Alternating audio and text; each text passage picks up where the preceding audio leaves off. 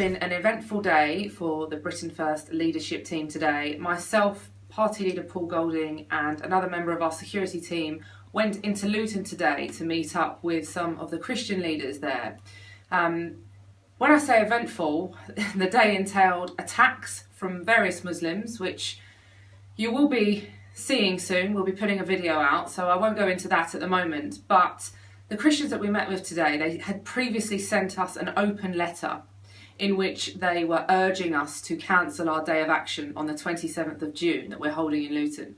It was signed by various Christian leaders in Luton, and after that open letter we received private messages from these people saying, could we actually meet up and have a conversation? So first of all, we were wondering why they did it that way round, but I think it was more to gain attention, initially.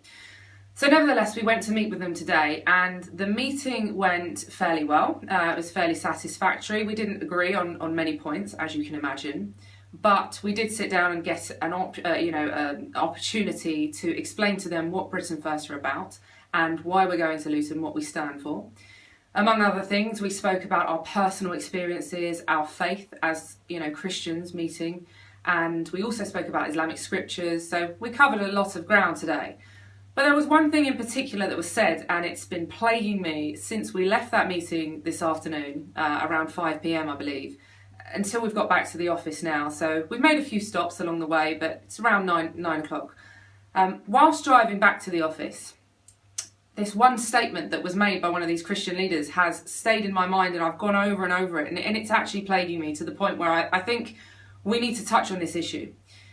What this gentleman said, and I won't name him, but it was one of the people that we met with, is that for the short period that God has granted us on this earth, we should try and live our lives as peacefully as possible. We should try and make the most of the short time that we have been granted by God to live peacefully amongst each other, to love our neighbour, to try and avoid conflict. Now, I don't know about you, but this to me rings huge alarm bells. That is not what I was expecting to hear from a Christian leader in Britain. And that's not what I expect Jesus himself would have expected a Christian leader to have said.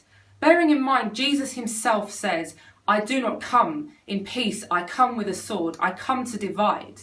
We are holding these days of action peacefully to protest against Islamic extremism, but the Christian leaders of Luton are urging us not to do so because we should just try and live our lives peacefully. We haven't got long on this earth.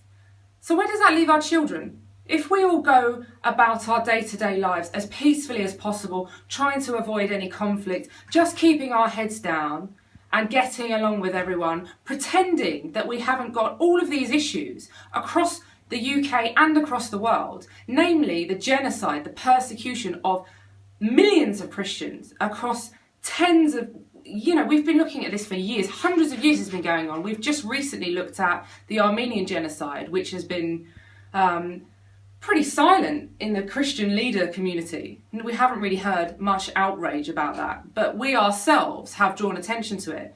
So really this video was just to highlight that as much as this may be being encouraged in churches of England, across Britain, it's actually not what Britain First stand for. And as a Christian, and as I've discussed this with other leaders within the movement, this is not how to save this country. If we want to save Britain, we don't keep our heads down and avoid any conflict and try and just live peacefully with our neighbours. When our neighbours have scriptures that state that we should be killed for our faith, what we need to do is take up our swords. Like Jesus said, we need to stand up for our faith. And if that means our own persecution, then so be it. Because if we can't hand over a country for our children because we've kept our heads down, our children and their children will be doomed.